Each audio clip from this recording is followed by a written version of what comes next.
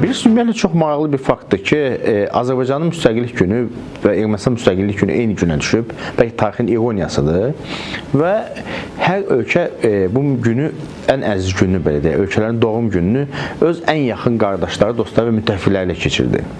Təsadüf deyil ki, Azərbaycan Respublikası öz doğum gününü Türkiyə və Pakistan rəhbərlərinin iştirakı ilə keçirdi. Qarabağda keçirdi, Laçında keçirdi. Laçın ümumiyyətlə Qarabağda həmişə ən strateji zona olaraq bilinib. Çünki xatırlayırsınız, hətta bütün sülh danışıqlarında qarşı tərəf ətraf 7 rayon verməyə razılıq versə də, olan böyük əksəriyyət həmişə ya Laçın və Kəlbəcər, ya Laçını həmişə saxlamaq istəyirdi. Laçın strateji əhəmiyyəti bundadır. Bəs təsadüf deyil ki, biz də strateji olaraq 3 aeroport Qarabağda tikilib. Düşünürəm ki, bu təkcə iqtisadi deyil bu tikintilərsə, eyni zamanda bunun hərbi və siyasi tərəfləri də var və bu aeroportların bir də nə qədər sərt, çətin relief olsa da Laçında tikilib. Məhz Azərbaycanın müstəqillik günündə Qarabağa, Laçına sırf həm Türkiyə prezidenti, həm Pakistan baş naziri gəlib bizimlə birlikdə qeyd eləməsi və buradan dünyaya verilən mesajı çox əhəmiyyətlidir.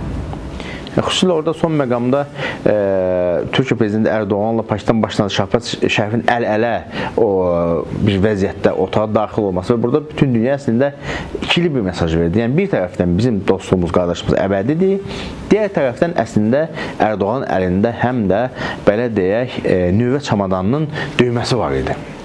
İkinci tərəfdən bizim üçün çox da xoş olmayan bir faktordur ki, eyni zamanda Azərbaycanlı olduğunu dilə gətirən, Türkçə danışan İran prezidenti Pezeşkiyan da məhz İrəvanda Ermənistan müstəqillik günü qeyd edirdi. Əlbəttə ki, Ermənistanla İran qonşudurlar, öz iqtisadi siyasi münasibətlə davam etdirə bilərlər. Amma sırf bunun Azərbaycana Türkiyə və Pakistan rəhbərləri gəldiyi bir günə düşməsi, eyni zamanda sırf Ermənistan müstəqillik günündə bu səfər etməsi, düşünürəm ki, bu Azərbaycana və Azərbaycan müttəfiqlərinə heç də xoş olmayan bir mesaj oldu. Yəni biz bunu ən azından belə algıladıq. Digər tərəfdən aydın məsələ ki, Pezeşkiyanın Bakıda Zəngəzur dəhlizi ilə bağlı müsbət açıqlama verib, orada yenidən Zəngəzur dəhlizi əleyhinə fərqli İranlı məmurlarına açıqlamalar verilməsi də demək olar ki, Pezeşkiyanın İrəvana elədiyi bu səfərin ruhuna uyğun şəkildə baş tutdu. Buradan belə məsələ ondan ibarətdir ki, İran əlbəttə ki, həmişə Ermənistana bizdən daha yaxın olub. Nə qədər qəribə olsa da, çünki bizim tariximiz birdir, bizim demək olar ki, əhalimizin böyük əksəriyyəti Azərbaycanlar orada yaşayır, dinimiz birdir, İran İslam Respublikası olduğunu iddia edir. Biz daha tərsini gözləyirdik, amma həmişə Ermənistan daha çox yaxın olub, Ermənistan açıq dəstək verib.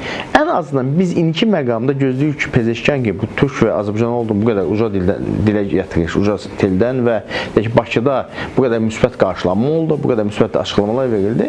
Yəni, en azından biz gözləyirik ki, bu məsələdə bir neytrallıq olar. Yəni, biz istəmirik bizi üstün tutsun, amma iki tərəfə bir ümumi neytral münasibət bəzəsin. Amma çox qəribədir ki, məsələn, hətta hazırda Paşinyan-Biden administrasiyası çöküb deyə, ondan o dəstəyi ala bilmir, artıq Trump hakimiyyətdədir. Sadəcə Paşinyan dəstəyi aldı, iki yer var. 1. Makron Fransası, 2. İran. İran yenə də Ermənistan bütün silah-sursatını ötürülməsi də əsas məntiq olaraq qalır. Bəzən hətta silah-sursatı özü üçündə götürüb texnologiya oğurluğu ilə məşğul olur və bu proses bu gün də davam edir. Sanki Ermənistanın sarsılmaz iki müttəfiqindən biri Fransadır, biri İrandır. Əlbəttə ki, bu bizi öz-özlüyündə çox narahat eləməlidir. Başqa bir fakt isə burada sanki Rusiya ilə Ermənistan arasında yenidən bir yaxınlaşma başlamasını görünür. Buna məsələ nədir? Paşinyan artıq hiss elədi ki, o Biden administrasiyası yoxdur, Amerika onu müdafiə eləməyəcək, Fransa buna nə qədər gücü çatacaq və İstər-istəməz Rusiya ilə münasibətdən normallaşmağa çalışır ki, ona qarşı müxalifət formalaşa bilməsin. Yəni, deyək ki, Köçərgən Sarkisyan bloku yenidən hakimiyyətə gələ bilməsin. Və biz gördük ki, 9 may paradına qatıldı, Lavrov gəlib Ermənistanda açıqlama verir ki, Azərbaycanın 7 rayonunu siz erməni silahlarla işğal eləmişsiniz. Yəni, faktiki olaraq burada həm Ermənistanın mesajı var, yəni biz nə vaxt siz tərəfdəydiniz, siz qalib gəlirsiniz.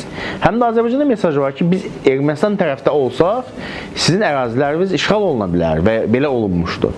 Və buna paralel olaraq Vladimir Putinin Azərbaycan prezidentinə yazdığı məktubda da yenə o təhlükəsizlik məsələsinə toxunması ki, bəs Rusiya ilə nə vaxt münasibətlərimiz inkişaf edir, onda təhlükəsiz olur region.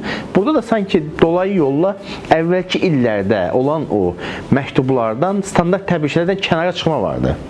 Burada görünür ki, Rusiya sanki bölgəyə belə bir mesaj verir ki, mən kimin tərəfindəyəmsə o qalibdir, mən kimin əleyhinəyəmsə o məğlubdur. Yəni faktiki olaraq burada düşünürəm ki, Laçında olan mesaj təkcə Ermənistana deyildi. Eyni zamanda burada Ermənistanı müdafiə edən və müdafiə edə biləcək qüvvələrə, burada Fransaya, burada İrana və burada dolayısıyla həm də Rusiyaya bir cavab var sanki.